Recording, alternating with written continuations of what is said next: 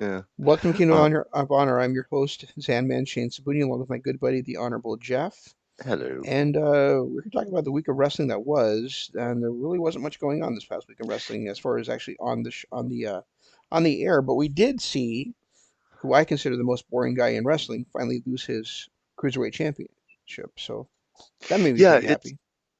it's weird that yeah, and that was one of the few things that was going on that I kind of wanted to discuss.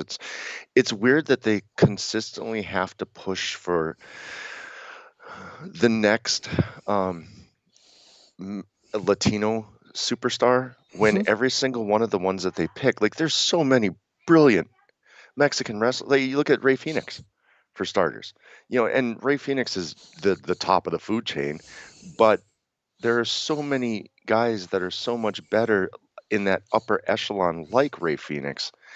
How is it that the WWE always finds the most absolute boring Latino wrestler they can find, and they push them to the moon? I mean, Alberto Del Rio is kind of the one that you point at the most, but then Escobar is like Alberto Del Rio light.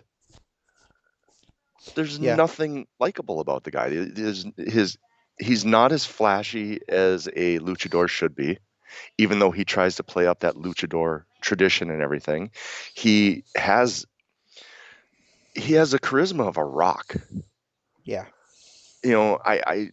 There's nothing about him that I like. And to be fair, who they put the belt on, way overdue. Way overdue to run with a championship. he is. Yeah, I mean, Kushida is, one of the greatest. I'm not gonna say the greatest because Jushin Thunder Liger exists, but one Yeah, of the and so does Will Ospreay. yeah one of the greatest junior heavyweights in the history of New Japan Pro Wrestling. Right. Um, and it was and but he kind of ran that with that division the way that what the Liger did back in the '90s Yep. and early 2000s. So. It was, but he wanted a new adventure. He wanted to come to the United States and try his hand at something bigger, I guess, He because pulled a they weren't. Shinsuke. Yep, he did. And now, he's challenged for the North American Championship against um, Johnny Gargano in a fantastic match earlier this year, and now he's finally won the Cruiserweight Championship from Santos Escobar. And I know I mentioned that Ciampa Walter match was one of my favorites this year, Hmm. but that Gargano Kushida match probably, well, I don't know, it might have just been usurped by Osprey and Kota. But that Gargano Kushida match was just flat out amazing. And it's right now, it's kind of a toss up between that and Osprey versus Kota as to my two matches of the year.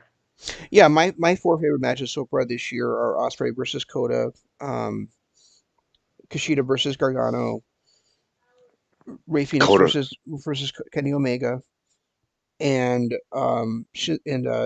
Shingo versus Jeff Cobb from Wrestle Kingdom. yeah, and you can't look past that Kota versus Jay White match either. Yeah, that was It, really good. But I had some minor problems with that one, so that one would probably be fifth on my list I this mean, year. it's I, I'm not a Coda fan, never have been. I really dislike that, and I'm glad he's not doing it anymore. That dark Coda Hmm. that he was doing, I could not stand that because it never led anywhere. It was kind of like when John Cena pulled out the springboard stunner. Great move, flashy, but the Stone Cold Stunner is one of the most iconic moves of all time.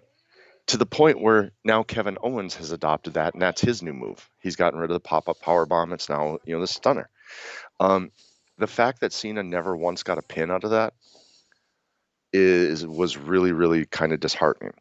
And I feel like the Dark Coda is a lot of the same. Like, if you're going to have this storyline with the Dark Coda and how he goes to this, the fact that he never got a win out of it, um, really, really disappointed me.